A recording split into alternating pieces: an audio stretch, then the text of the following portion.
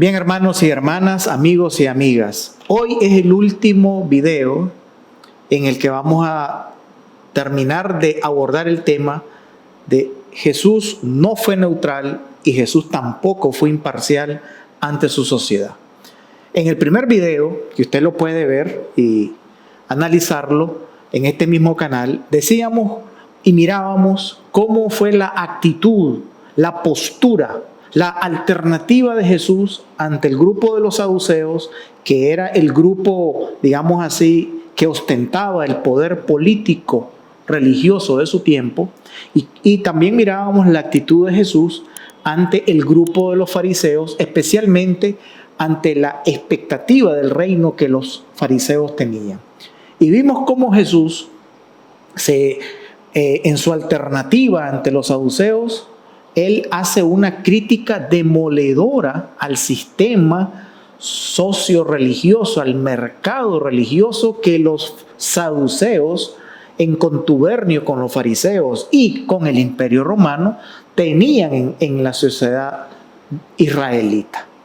Entonces, vimos también cómo Jesús hace otra postura, toma una postura diferente, una actitud distinta, una opción distinta ante el planteamiento de los fariseos, y rechaza el tradicionalismo religioso, rechaza el ritualismo religioso externo y plantea también su propuesta.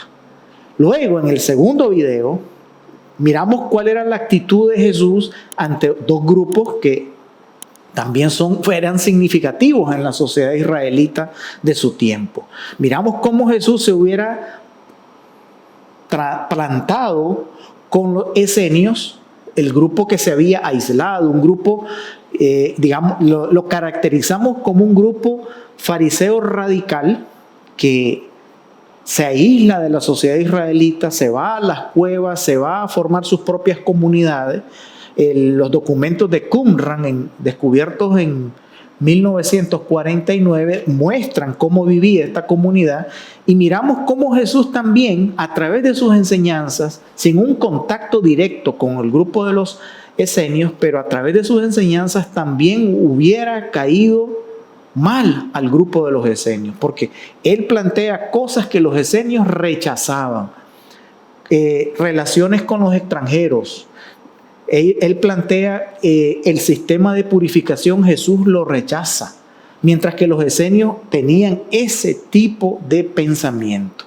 También mirábamos en ese segundo video la actitud de Jesús ante el grupo armado que había en Israel, conocido como los celotas o los sicarios. Y vimos cómo Jesús, a lo largo de todo su ministerio, rechaza la opción armada. Rechaza la opción de la violencia armada. La rechaza totalmente. En el mismo momento en que a él lo apresan y que uno de sus discípulos desenvaina la espada, decíamos, él muestra ahí cuál es su actitud ante la violencia armada. Entonces, hemos venido viendo cómo Jesús en ningún momento en la sociedad de su época fue un hombre neutral, fue un hombre imparcial, fue un hombre indiferente ante las situaciones que le planteaba su sociedad. Y hoy lo que queremos ver es cómo Jesús, cuál era la alternativa. Lo vamos a mencionar, pero vamos a dedicar 1 o 2 videos próximos a analizar verdaderamente cuál era la alternativa de Jesús. Ya vimos que Jesús no fue neutral, no fue imparcial, porque Jesús tuvo una opción, Jesús tuvo una alternativa y la presentó a su pueblo. ¿Cuál fue esa alternativa? El reino de Dios. Pero hemos venido viendo cómo estos grupos tenían distintas actitudes y posturas hacia el reino. Los saduceos ni les interesaba el reino porque ellos estaban bien en su presente. Los fariseos creían que el reino venía a través del legalismo religioso. Los esenios creían que el reino venía o que iba a venir porque Dios lo iba a traer a través de un Mesías sacerdote. Los celotas creían que el reino venía a través de la violencia y la acción armada de ellos, conquistando expulsando al Imperio Romano de Israel. Entonces, ante todas esas alternativas, Jesús plantea la de Él. No neutral, no indiferente, no indeterminada, sino que plantea su alternativa. Y su alternativa es la del reino, pero la de un reino desde la óptica de Jesús, de un reino desde la óptica de cómo Jesús entiende su relación con el Padre, y de esa manera plantea el reino. No es un reino espiritualizado, no es un reino que tiene que ver solo con las almas, con el espíritu, sino que es un reino presente que se acerca, es un reino que se acerca a todas las realidades humanas para transformarlas, para alinearlas a la voluntad de Dios. Se acerca a la realidad política, se acerca a la realidad social, se acerca a la realidad económica, se acerca al sufrimiento humano, justo o injusto, provocado o no. Se acerca a las realidades económicas, se acerca al dolor de la gente, y el reino de Dios, de Jesús, trae una alternativa, plantea una alternativa. Se acerca a la religiosidad, y el reino de Dios, de Jesús, plantea una alternativa. Se acerca a los pecadores, a las pecadoras, a los pecadores sexuales, a los pecadores impenitentes, a los pecadores incumplidores, y el reino de Jesús plantea una alternativa. Esa alternativa la vamos a estudiar con mayor precisión más adelante. Esa es la alternativa. Por eso es que Jesús no es neutral. Por eso es que Jesús no es imparcial ante la sociedad de su tiempo. Él tiene una opción. Él tiene una alternativa. Y desde esa opción y desde esa alternativa se muestra ante cada uno de estos grupos. ¿Cómo podríamos calificar a Jesús? Si no fue neutral, si no fue imparcial, ¿qué calificativo le cae bien a Jesús?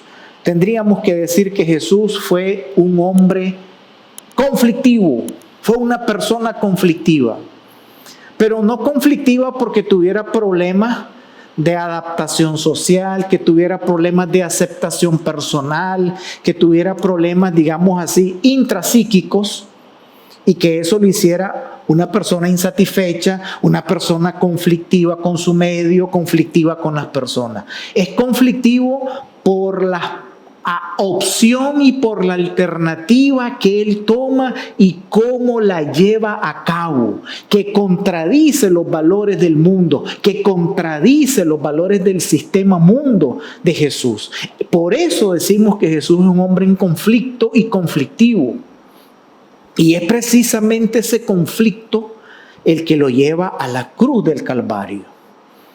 Es precisamente esa actitud confrontativa, interpelante, disidente, digamos así, la que lleva a Jesús a morir en la cruz del Calvario.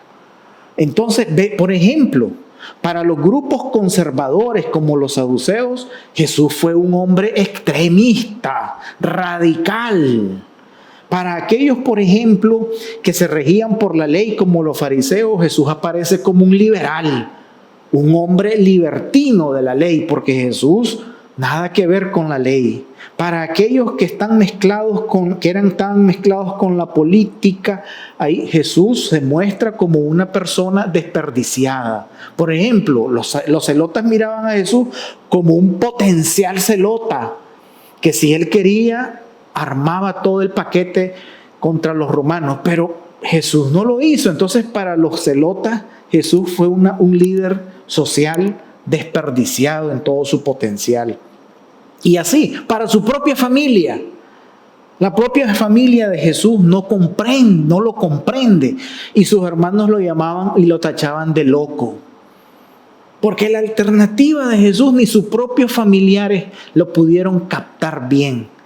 Para los gobernantes Jesús fue un sujeto peligroso en determinado momento. Al principio era un asunto de judíos que lo podían resolver los mismos judíos entre ellos, pero llegó un momento en que ya Empezaron a considerar a Jesús entonces como una persona que movía o que podía moverles el status quo que el Imperio Romano tenía y que le interesaba mantener en Jerusalén.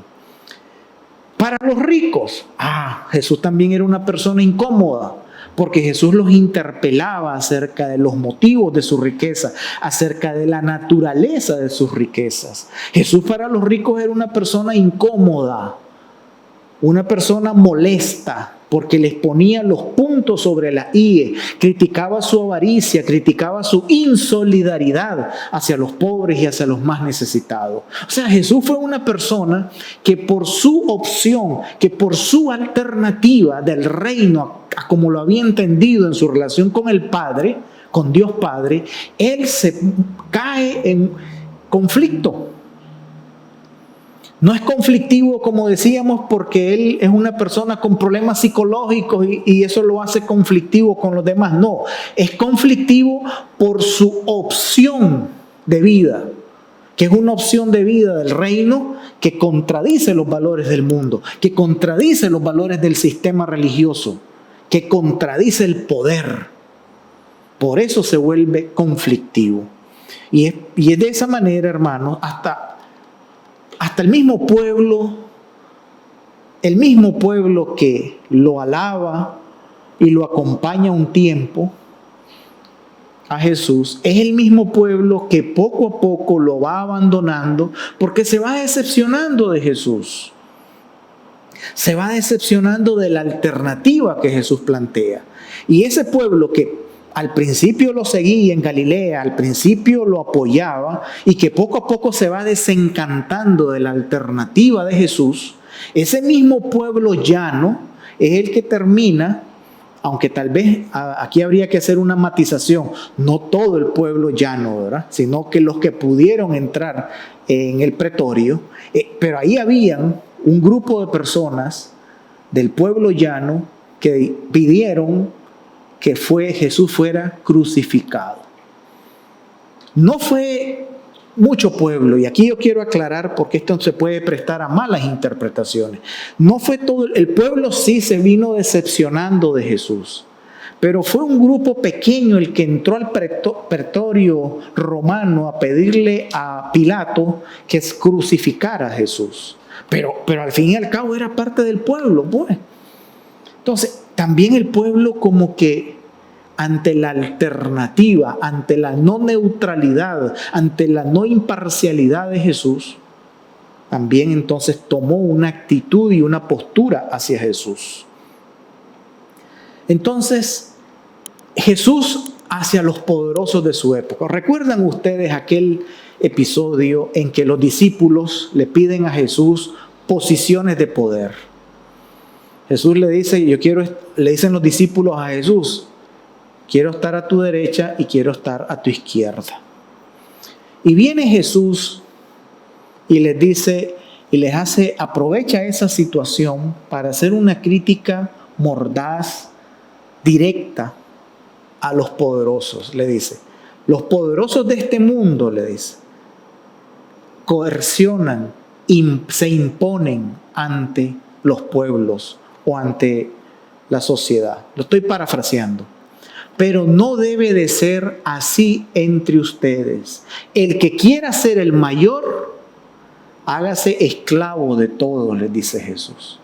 Por un lado, Jesús les da una lección a sus discípulos, pero por otro lado, Jesús está haciendo una crítica fuertísima al sistema político de los poderosos. Entonces, hermanos y hermanas, estos 3 videos de estos 3 encuentros, cuyo tema era mostrar que Jesús no fue neutral ni imparcial, nos llevan a la pregunta, ¿de dónde ha salido esa enseñanza, esa predicación de que la iglesia debe de ser neutral el día de hoy, de que la iglesia debe de ser imparcial? No, si la vemos con Jesús, esa es una enseñanza falsa o equivocada o malintencionada adrede. La iglesia solo puede ser neutral e imparcial cuando está coludida con los poderes, La iglesia solo puede ser imparcial o neutral cuando tiene intereses creados, cuando no quiere pagar el precio de su compromiso de ser como Jesús. Solo cuando la iglesia quiere hacer así es que puede ser imparcial. Pero cuando una iglesia quiere ser como Jesús, cuando una iglesia quiere ser consecuente, cuando un discípulo, cuando una persona quiere ser consecuente con Jesús, no puede ser neutral, no puede ser imparcial, hermano y hermana, amigo y amiga.